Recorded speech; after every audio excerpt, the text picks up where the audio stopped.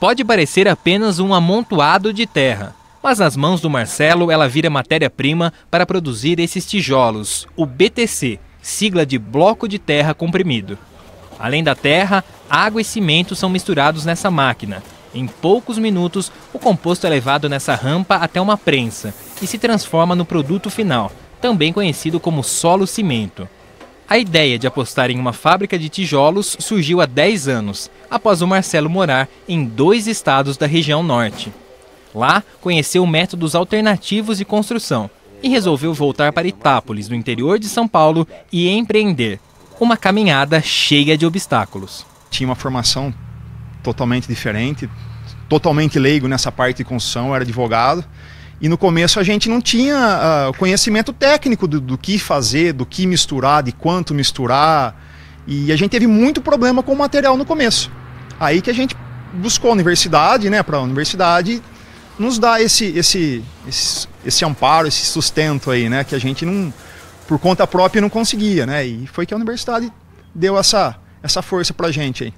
E o negócio decolou mesmo com a ajuda da Unesp e do professor Obed, que pesquisa o assunto há 24 anos. Hoje, a fábrica tem capacidade de produzir 2.000 tijolos por dia, feitos sob encomenda.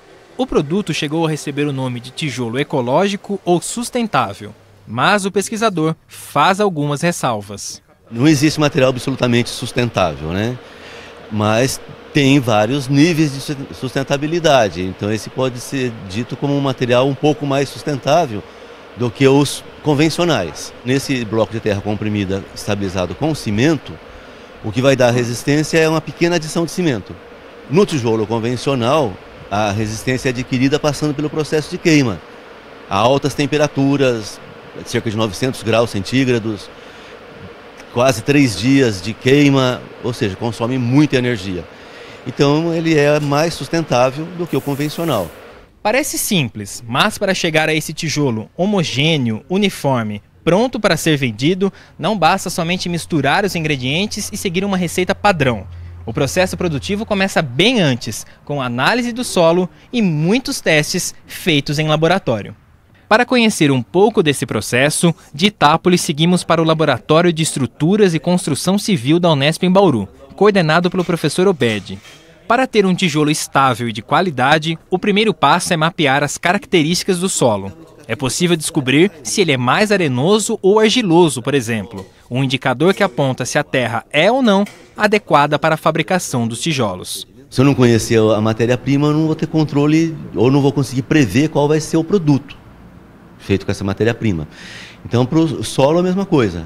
E o primeiro ensaio básico, que é indispensável se conhecer, é a curva de distribuição granulométrica, que é o seguinte: o solo é composto de partículas das mais diversas dimensões, desde partículas microscópicas nas argilas, até partículas maiores, areia, acima da areia tem pedregulho, gravas, etc., né?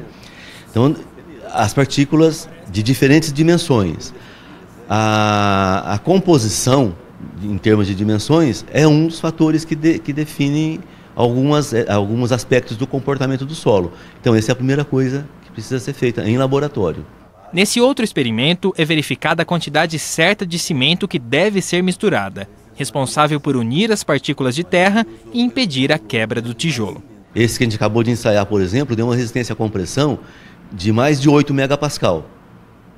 Megapascal é uma medida de resistência.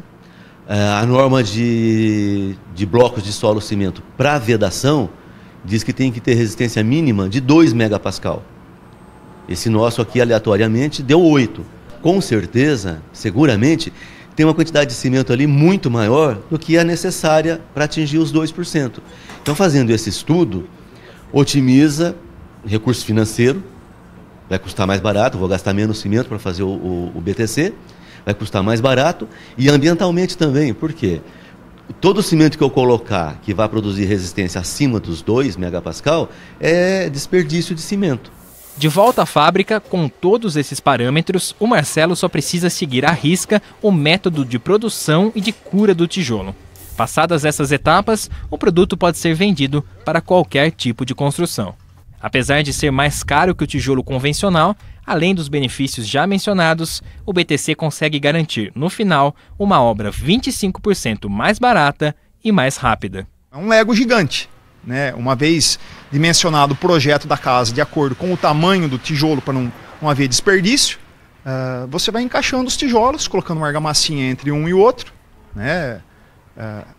Então existe uma economia aí nessa questão de assentamento, gastar menos argamassa, velocidade na obra, facilidade, os furos do tijolo, você passa conduítes por dentro dele, a parte estrutural você faz dentro do próprio tijolo também, enchendo de concreto dentro do próprio tijolo. Então, na verdade, é uma obra planejada, né? Com esse planejamento você consegue atingir nível de velocidade, nível de economia muito superior à construção convencional. O ideal não é colocar um material contra o outro, esse é melhor, vamos banir os outros. É conhecer o melhor possível cada material de construção, e como se diz hoje em dia, cada um no seu quadrado. Então, conhecendo muito bem cada material de construção, a gente vai explorar o máximo de potencialidade de cada material em cada local da obra. Para fazer as fundações, vamos fazer com concreto, por que não? Para fazer vedação, podemos usar o tijolo convencional, pode usar essas técnicas de construção com terra. Tem que fazer um estudo da viabilidade econômica e ambiental de cada solução.